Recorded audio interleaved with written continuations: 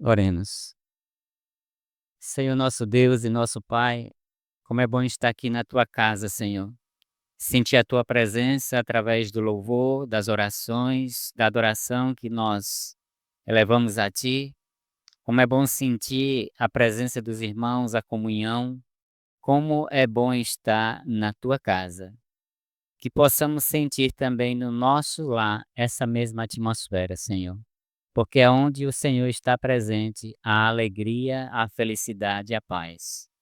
Eu oro neste momento pedindo a permissão do Senhor que eu seja apenas um canal de bênçãos para a edificação da tua igreja nessa noite. Para isso eu peço que o sangue do Cordeiro possa neste momento remover todo o pecado da minha vida e desta igreja, que o manto ensanguentado de Jesus Cristo possa neste momento nos cobrir, para que do céu o Senhor possa olhar e não ver pecadores, mas ver a pessoa de Jesus em cada rosto.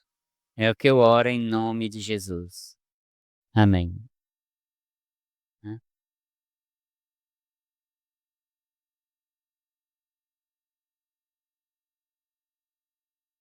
Uhum. Meu boa noite à Igreja Adventista do Sétimo Dia do bairro Jardim Ouro Branco. Deus é bom e a sua misericórdia dura para sempre. Ele está aqui. Cale-se diante dele toda a terra. Aquietai-vos e sabei que eu sou Deus. Salmos 46, 10. Irmãos, o tema de hoje, quem lembra ontem foi anunciado, quem é bom de memória aí? O de ontem foi família, base da sociedade. Ah, o irmão já entregou ali. Acho que desconfigurou ali, né, o título. Não tem problema não. Mas, irmãos, hoje então nós vamos falar sobre um tema muito importante, dicas para a felicidade a dois. Como eu perguntei aqui ontem, ninguém casa para se separarem, ninguém casa para ser infeliz, ninguém quer casar para viver infeliz, ninguém. Mas e por que que existe tantos conflitos, tanta infelicidade nos lares? Por quê? Será que é falta de quê? Será que é falta de comunhão com Deus? Será que é falta de inteligência, falta de sabedoria, de poder lidar com os problemas? Porque o casamento, se falaram para você que o casamento é um mar de rosa, não acredite. A vida aqui nessa terra não é fácil. O casamento não é um mar de rosa. Tem muitos espinhos, mas são dos espinhos que nós podemos mudar o rumo e fazer dele um mar de rosa e o lá um pedacinho do céu aqui na terra. Então, não se iluda quem vai casar ou para quem casou agora, para quem já está mais experiente já sabe disso, né, que o casamento não é um mar de rosa. Existem muitos conflitos. Eu falei ontem aqui, né, que minha esposa e eu vamos fazer já 21 anos de casados. E a gente, até hoje, estamos na fase do primeiro ano, sem conflitos. Amém? E você sabe, inclusive está aqui no tema alguns detalhes. Olha, eu vou levantar aqui. Vocês estão vendo isso aqui, ó? Talvez de longe não dá para ver. Aqui tem um monte de recadinhos, um monte de bilhetinhos que nós sempre trocamos. Eu vou pegar um aqui. Vocês querem que eu leia? Vou ler nada. Vou ler não. Inclusive isso está aqui lá no final do tema, a gente vai falar um pouquinho sobre isso. Mas por que eu estou falando isso? Porque isso é importante para alimentar um bom relacionamento. Hoje talvez esteja mais em desuso, né, isso aqui. Por quê? Por causa do WhatsApp. Aqui é bom, ó, porque está guardado, ó, fica guardado, ó. Aqui tem logo quando nós nos casamos, tem aqui de 2004, tem 2005, 2007 e assim por diante. Então por que eu estou falando isso? É para provar, e vamos ver isso aqui, que funciona. Que o casamento, o namoro não é simplesmente um pensar que já conquistou o outro e pronto, casou, pronto. Já conquistou, está conquistado. Mas não, essa conquista ela é diária. Irmãos, veja só, na nossa vida, né, na nossa vida, nós sempre deparamos com problemas. Todos nós passamos por problemas, cada um uma área diferente, um grau diferente, mas enfrentamos problemas. E nós sempre temos 3 opções quando os problemas aparecem.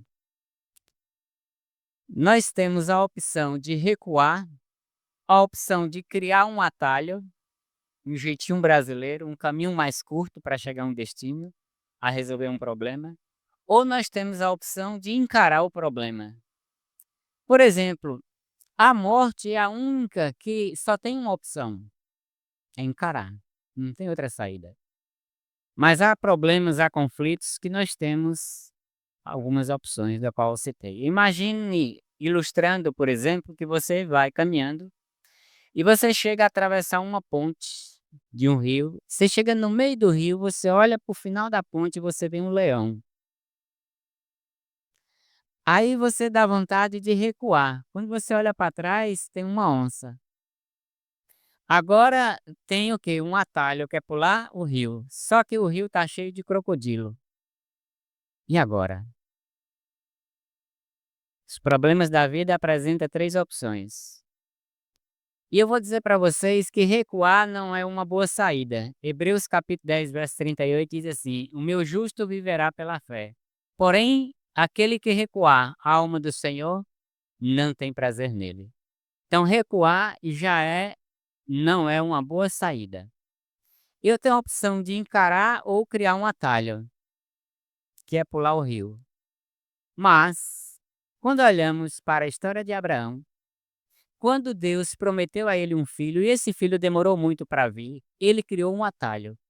Dormiu com Agar e nasceu um filho, por nome Ismael. De Ismael nasceu 12 filhos. Desses 12 filhos se tornou as 12 tribos, se tornou a nação árabe. Dos árabes nasceu Maomé e de Maomé surgiu a religião muçulmana. E da religião muçulmana surgiu os grupos extremistas. Entre eles, o que está aí mais atuante é o Estado Islâmico. E esses grupos extremistas pegam os cristãos e cortam o pescoço. Porque os cristãos são descendentes de Isaac. Os judeus vêm da linhagem de Isaac, os árabes vêm da linhagem de Ismael. Tudo do mesmo tronco, Abraão. Então, o atalho de Abraão traz consequências até os dias de hoje. Nós vimos essas notícias por aí, né? Onde os grupos extremistas pegam os cristãos e cortam o pescoço. Por eles achar que têm direito da herança, da promessa de Abraão. E não os judeus, não os descendentes dos judeus. Então, o que acontece? Agora nós temos apenas uma saída, que é encarar o leão. É encarar o leão. É encarar os problemas da vida. Então, num casamento, quando os conflitos aparecem, agora, como é que nós reagimos? Aí tem aqueles que recuam, que é desistir do casamento, talvez a maneira mais fácil, não tem coragem de encarar, de tentar resolver os conflitos, partir para cima, no bom sentido, de resolver, com Deus à frente. E tem alguns que criam alguns atalhos. Então essa é a situação. Olha só, eu vou ler aqui um pouco com o passado sobre essa questão de conflitos. Em momentos de conflito no casamento, a mente de uma pessoa pode experimentar uma montanha russa de emoções e pensamentos. Há uma combinação de estresse, mágoa, frustração, possivelmente até medo ou raiva, dependendo da natureza e a intensidade do conflito. A comunicação eficaz se torna um desafio e a sensação de incompreensão e distanciamento pode aumentar cada vez mais, afetando a autoestima e a saúde mental do indivíduo. Olha só as consequências que pode trazer na saúde mental, aonde há conflitos que não são resolvidos. Olha só, estresse e ansiedade, sentimentos de mágoa e ressentimento, dúvidas sobre relacionamento, distanciamento emocional, pensamentos negativos, impacto na autoestima, impacto na saúde mental, como depressão e ansiedade, problemas de sono, problemas de saúde física. É importante ressaltar que cada pessoa tem uma reação diferente dependendo do grau do conflito. Então, o conflito surgiu. E agora? Fazer o quê? Como eu falei, muitos decidem resolver de uma forma que é recuar, é não encarar e separar. Talvez seja o melhor caminho. Aqui tem dois papéis colados um ao outro: marido e mulher. Vou tentar separar.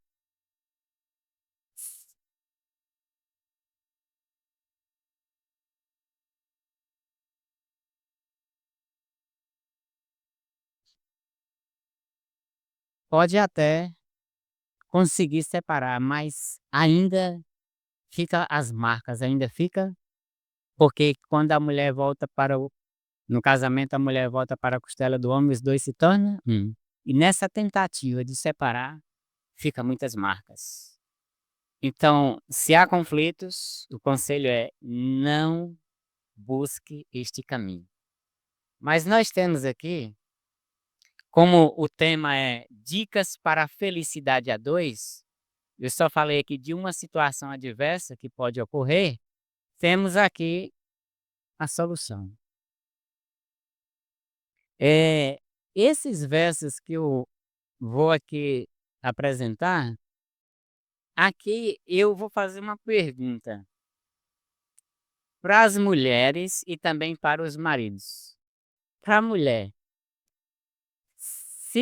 será que você consegue ser esta mulher que eu vou apresentar aqui nesses textos bíblicos e perguntar aos maridos se ele consegue ver na mulher essas virtudes? Olha só que texto interessante. A casa e os bens são a herança dos pais. Está falando aqui da terra, do horizonte. Ó, porém do Senhor, a melhor herança que vem do Senhor é a mulher o quê? Aí a pergunta para você, mulher, não responda. Você é essa mulher? E o esposo vê em você essa mulher? Esse texto é forte. Porém do Senhor vem a mulher prudente. A mulher sábia. Lembra do texto que citamos ontem? A mulher sábia edifica a sua casa, porém a tola com as suas próprias mãos a derruba. Olha só esse próximo texto. O coração do seu marido está nela confiado. O marido confia na mulher.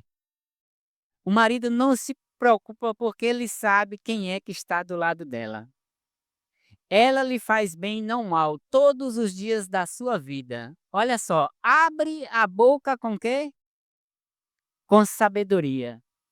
E a lei da beneficência está em sua língua. Está atenta ao andamento da tua casa. Ela é uma mulher sábia, ela está sempre atenta ao que está acontecendo. E não come o pão da preguiça. É uma mulher proativa, não é uma mulher preguiçosa. Essa é uma das características da mulher que vem do Senhor. Levantem-se, olha só, levantam-se seus filhos e chamam-na de bem-aventurada. Filhos, está você chamando a tua mãe de bem-aventurada? Ela é uma mãe, é uma mulher bem-aventurada, como também seu marido que a louva dizendo: muitas filhas agiram virtuosamente, mas tu. Agora olha para sua esposa que está aí do seu lado. Quem está com a esposa? Mas tu. Agora lê. Pode falar. Pode falar. De todas és a mais excelente. Amém? Já pensou, mulher, você ouvir isso do seu esposo? Que coisa linda. Olha só, muitas filhas agiram virtuosamente, mas tu, de todas, você sobressai. Você é a melhor. Esposo, não tenha receio, fala isso para sua esposa. E esposa também dê lugar para isso, certo? O casamento é um compromisso para toda a vida. Com ele começa a educação na vida do casal. O primeiro ano de vida matrimonial é o ano de experiência, ano em que, como criança, aprende lições da escola. O primeiro ano de casamento, irmãos, é comparado a uma criança que está indo para a escola aprender os primeiros passos. Olha só, marido e esposa descobrem os diferentes traços de caráter um do outro. É como nós dizemos no ditado popular: quando os dois agora vão comer, sal na mão. Vão estar debaixo de um mesmo teto, porque ambos vieram de lares diferentes, de ensinamentos diferentes, de convivência diferente, de ambientes diferentes. Agora os dois se juntam, vão viver debaixo de um mesmo teto. E agora o primeiro ano é um ano de descobertas. O período do namoro, a juventude hoje, espero, claro, isso não seja a juventude da nossa igreja, mas a juventude aí fora, a intenção de namorar mais é para se aproveitarem um do outro. Mas o período de namoro é para se conhecer e pelo menos começar os primeiros passos de se conhecer para ver se realmente dá certo em prosseguir em um compromisso de um casamento. Agora, o primeiro ano é o ano da faculdade, é o ano da escola, é o ano de agora um começar a conhecer as virtudes e os defeitos um do outro. E aí, quando os defeitos, que geralmente nós olhamos mais para os defeitos. Se aqui tivesse uma pintura toda branca, e eu perguntasse para vocês, estão vendo o que aqui? Estou vendo um quadro branco. Aí se eu pegar e fazer uma pintinha preta lá no meio, aí eu perguntar, vocês estão vendo o quê? Estou vendo uma pintinha preta. É mais fácil ver a pintinha preta do que todo o quadro branco. E nós geralmente somos assim. São mais suscetíveis a perceber os defeitos do que as virtudes. Então, veja só. Primeiro ano é o ano de teste. Nesse primeiro ano de vida conjugal, o casal não deve permitir que surjam razões que mancharão sua felicidade futura. Então, é um período melindroso. É um período em que não pode deixar que nada arranhe o relacionamento, porque isso pode causar problemas para o futuro. Pode manchar.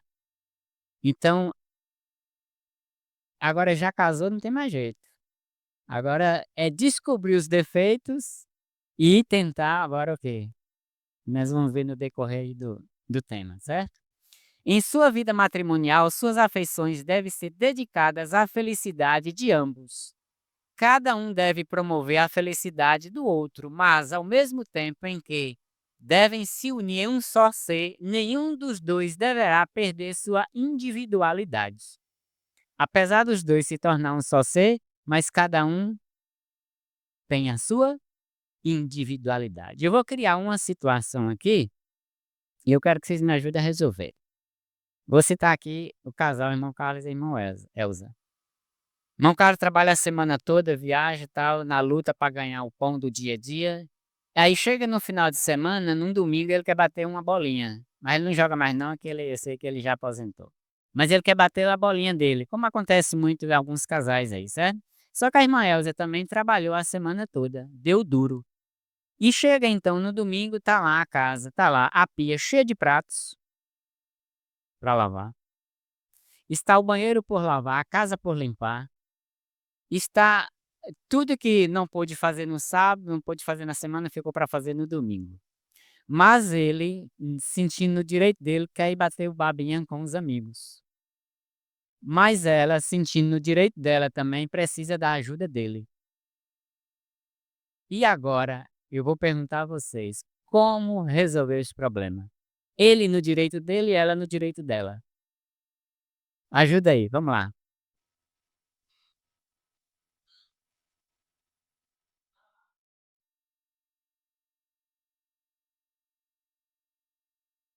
Mas ele tem, sim, certinho. Pode, certo. Vamos lá, alguém tem mais uma solução?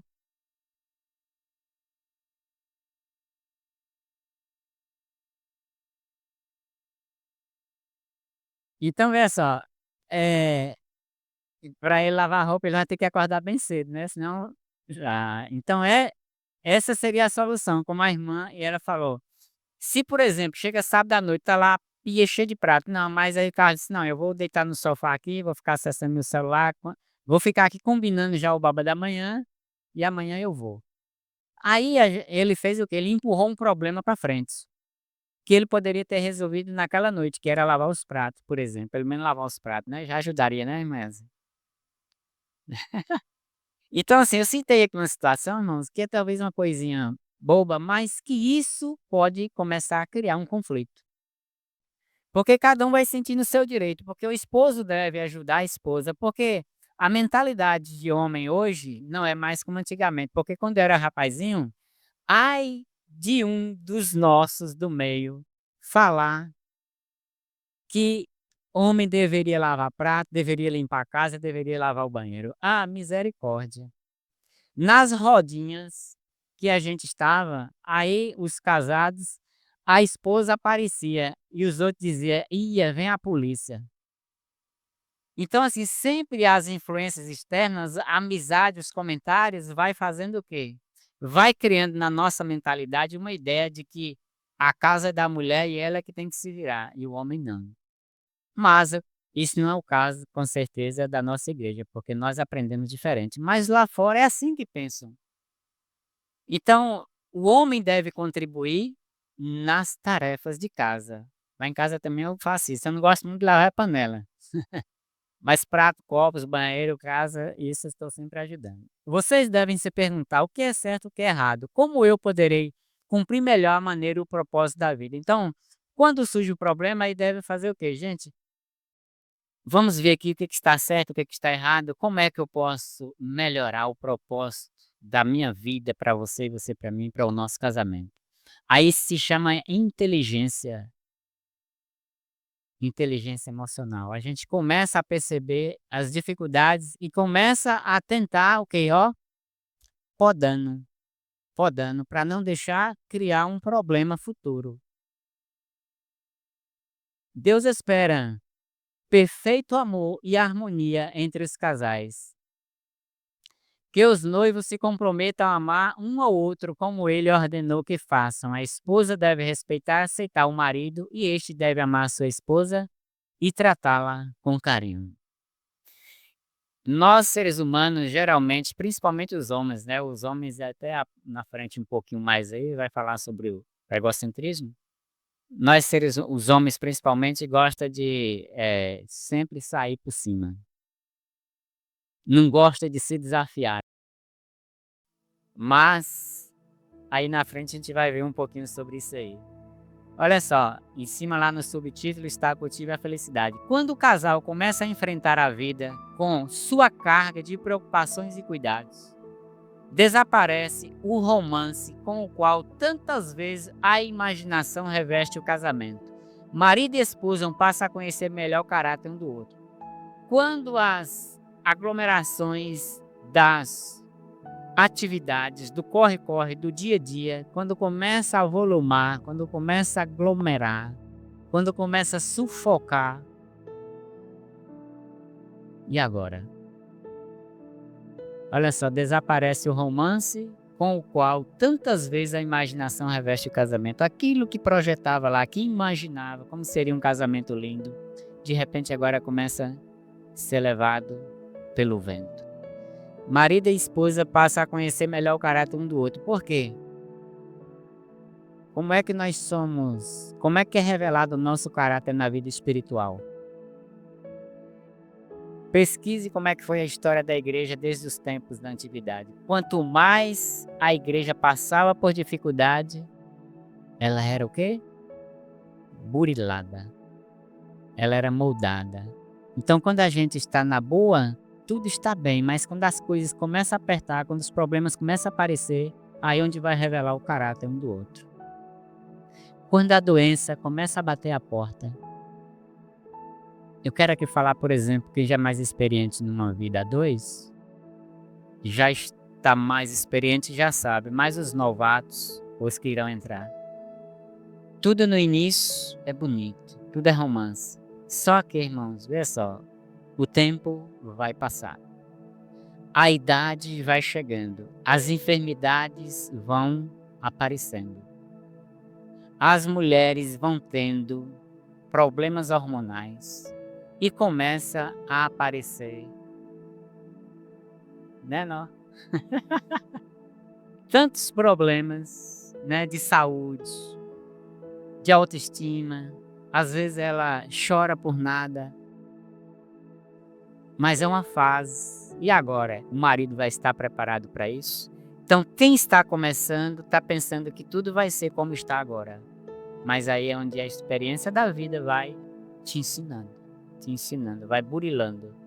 Então, essas são das dificuldades, por isso que precisa, às vezes, Deus permitir situações para o quê? Para nos polir, para nos edificar. Este é um período muito delicado na vida do casal. A felicidade e utilidade de toda a vida futura depende de seguir agora o comportamento apropriado. Que é isso que estamos aprendendo aqui, é isso que a palavra ensina, né? É por isso que na nossa igreja, eu falei ontem, né? Como disse o padre, é massa ser adventista. É muito bom ser adventista. Olha só, esse assunto aqui, irmãos, nós temos tanto material, tantos profissionais dessa área, tanta literatura, tantos vídeos, programa na TV Novo Tempo sobre esses assuntos. Por que nós não investirmos, não estudar, não aprofundar? Quanto mais absorver conhecimento, mais fácil de resolver os conflitos. Então precisamos de investir nessa área, na área de relacionamentos.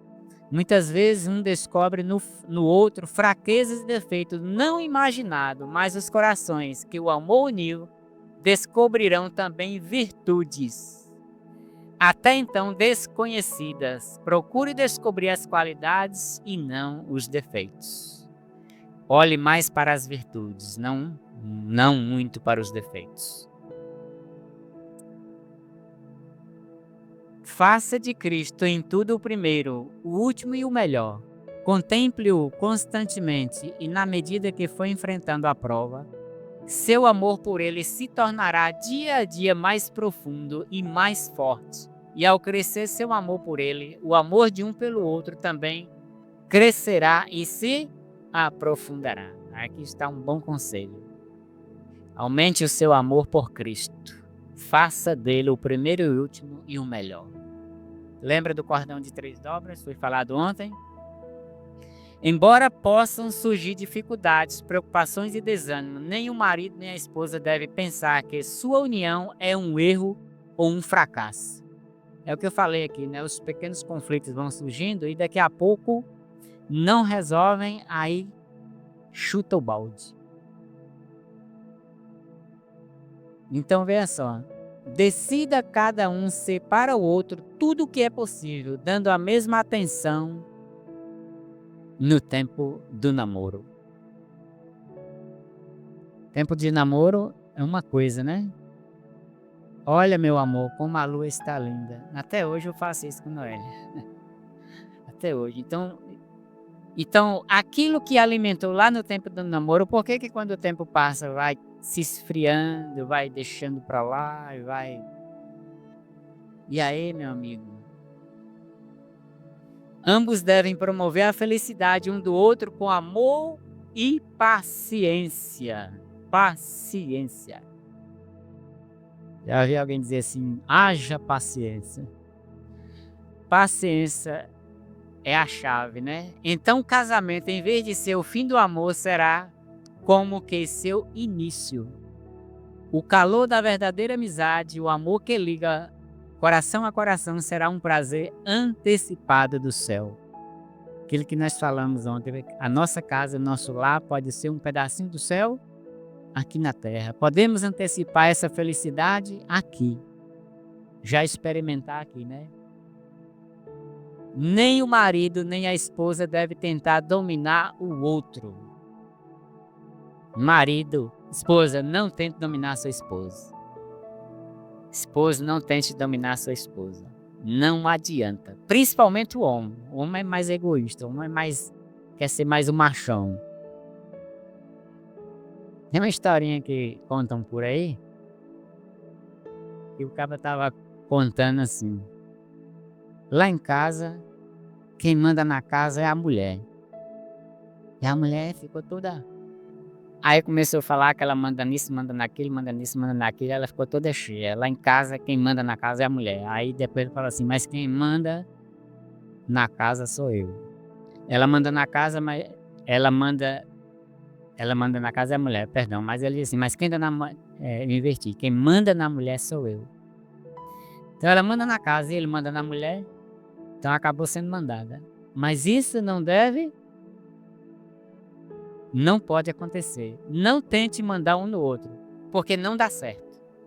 Não dá certo. Ninguém gosta de ser mandado. Até no trabalho, na escola, no nosso meio, quando eu jogava bola também, ninguém gosta de ser mandado. Então, irmãos, se você gosta de mandar na sua esposa ou vice-versa, vamos tentar reverter essa situação. Olha só. O marido deve amar a mulher como Cristo ama a sua igreja. E a mulher deve respeitar o marido.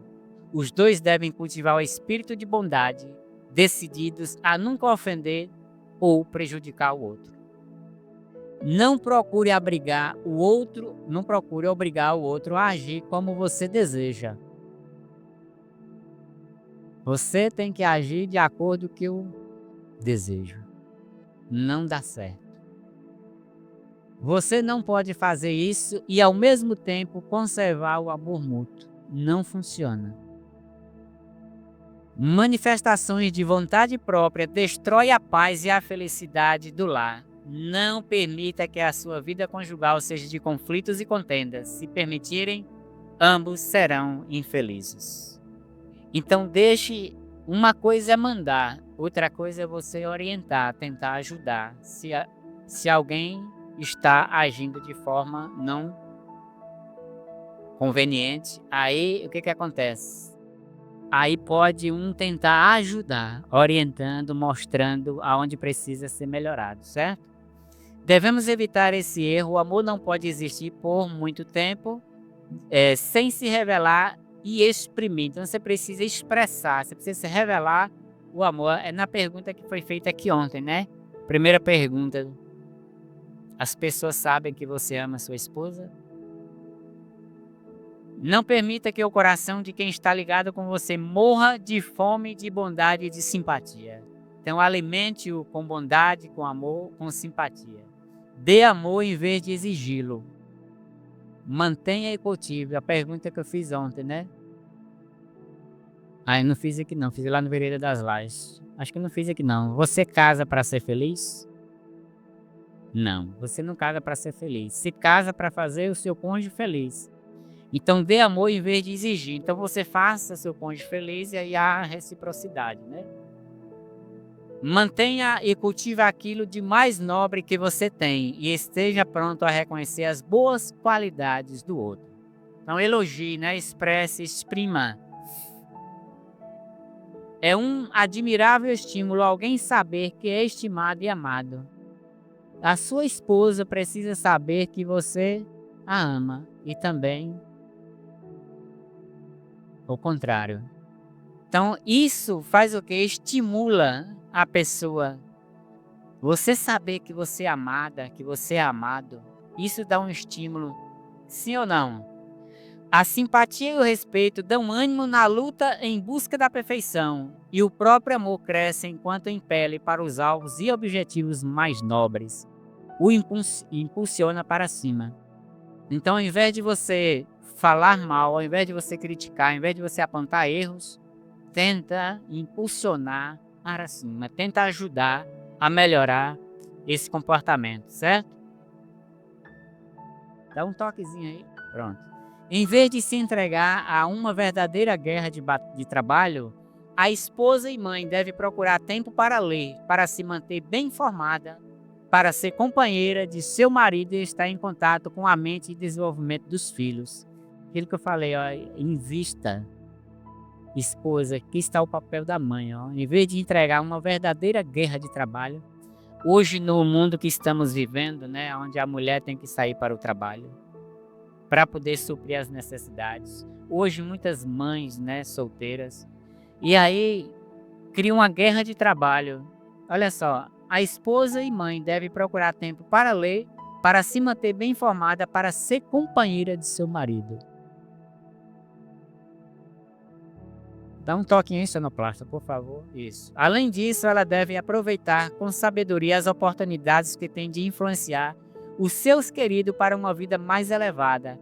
Tome tempo, querida leitora, para fazer do Salvador um companheiro diário e amigo familiar. Dedique-se ao estudo da Bíblia Sagrada, crie oportunidades para levar as crianças aos campos, aprendendo a conhecer a Deus através da beleza das suas obras. White sempre aconselha, né? Principalmente no sábado à tarde, levar os filhos e apresentar a Deus através das suas obras, através da natureza. Mantenha-se animada e alegre, que é importante, olha só.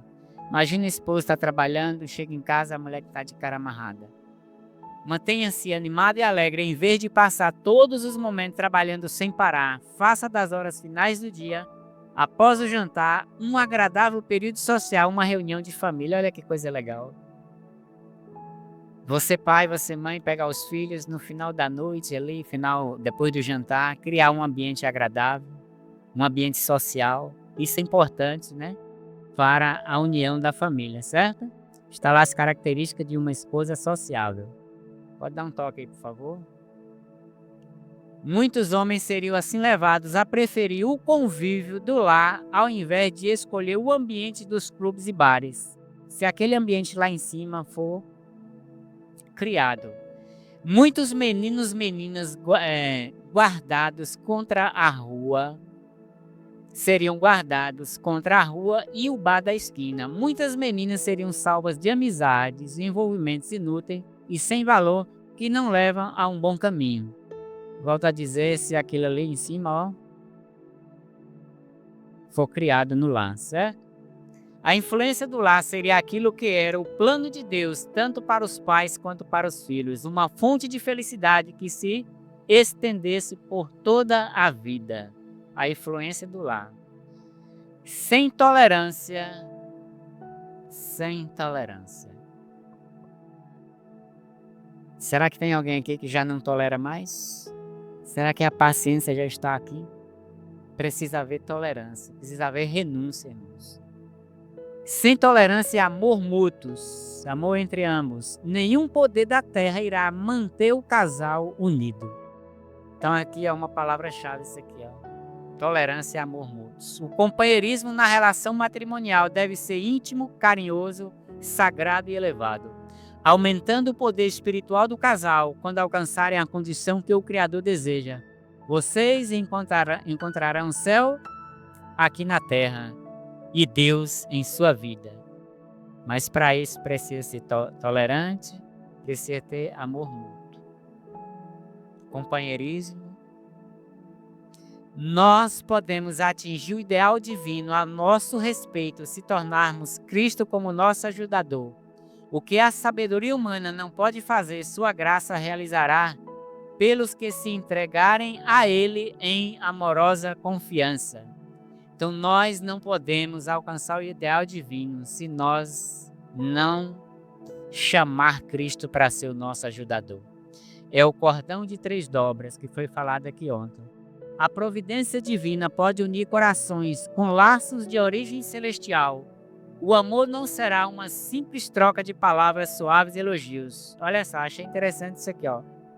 A máquina que faz tecidos no céu tece com fios e linhas mais finas, porém mais firmes do que se pode tecer as máquinas da terra. O resultado não é um tecido frágil, mas um tecido capaz de resistir a desgastes e provas. Em outras palavras, se o seu relacionamento está pautado no céu, é comparado a tecidos feitos com fios, nem que sejam mais finos, mas eles são mais resistentes do que os tecidos feitos pelas máquinas da terra. Ou seja, se seu casamento está pautado em Deus, aí ele será resistente. Aqui, agora vai 3 dicas. Aqui, eu vou ler para vocês aqui mais de perto, certo? Acho que aqui fica melhor. Pera aí. 3 dicas para a gente finalizar. Ah, melhorou ali, pronto. Veja só. Por isso que eu trouxe esse arsenal aqui, ó. Irmãos, aqui, ó. Para elogiar sua esposa. Esse aqui é para os maridos, certo? Faça-o com flores. Passe em uma floricultura e compre uma rosa ou um vaso de violetas. Ofereça-lhe na porta ou na hora do jantar. Com um cartão. Aqui tá cheio de cartãozinho. Com um cartão ou um comentário.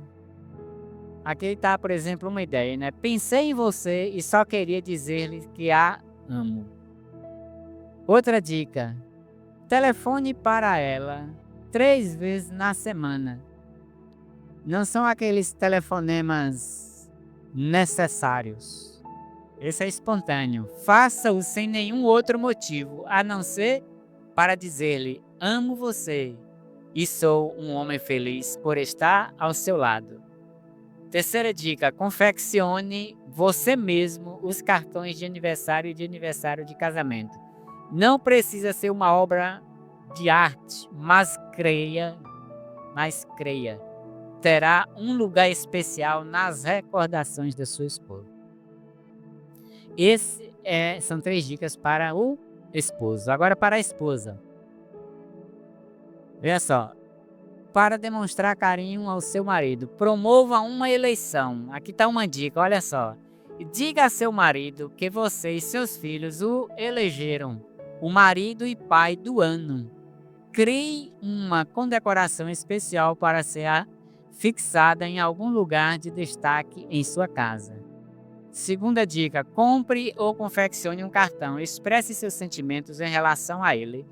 Fale do amor e de sua alegria em tê-lo como marido e pai de seus filhos. Dê o cartão num jantar preparado com carinho para ele e envie-o pelo correio.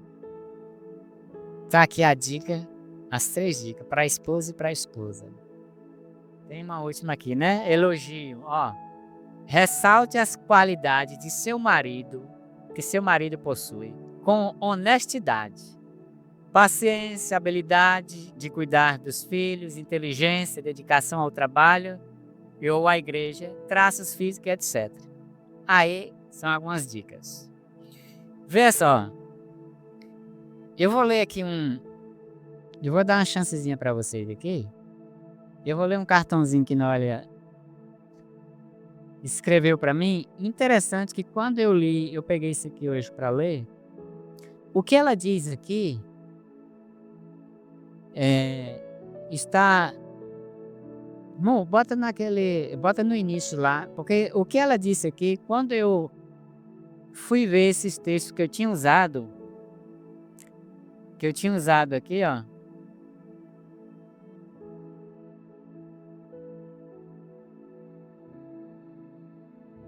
Eu vou ler para vocês, olha só, esse aqui foi do dia 18/7/2004. Vai fazer 21 anos. Olha só, Paulinho, eu quero ser a mulher no qual o seu coração confie. Olha o texto, foi lá na frente, não vou passar não. Mas aqui tem a ver com o que nós falamos aqui, ó. A mulher que faz o bem a todos. Olha lá, ó. E a lei da beneficência está na sua língua. A mulher que faz o bem a todos. Que busca a lã e o linho. Comentamos lá, né? Que o tecido feito com linho fino. A lã e o linho. E de bom grado trabalha com as mãos, que ainda, sendo noite, se levanta e dá mantimento à sua casa. Olha só, está atento ao andamento da sua casa e não come o pão da preguiça. Tudo tem a ver com o que ela disse aqui. Que abre a mão ao aflito. Que abre a mão ao aflito. E ainda a estende ao necessitado. A mulher que aqueça o seu lar com cobertores feitas por ela, e principalmente aqueça com o calor do seu abraço. A mulher que o seu marido seja estimado entre os juízes e anciãos, pelo cuidado dela por ele. Acima de tudo, a mulher que teme ao Senhor, a sua mulher. Te amo, te quero, te desejo, beijo. Agora para por aí, tá bom? Então eu quero dizer para vocês, irmão, que dá certo, viu? Funciona. Então, pega aquelas dicas. As dicas para a felicidade a dois. Então o recado está dado. Agora cabe a você colocar em prática. Vocês que já são casados e vocês que estão se planejando casar futuramente. E que o lar de vocês, que o meu lar possa ser um pedacinho do céu aqui na terra. Possa ser a nossa casa uma casa de bênção. Mas para isso precisa ser um cordão de 3 dobras, marido, esposa e Jesus.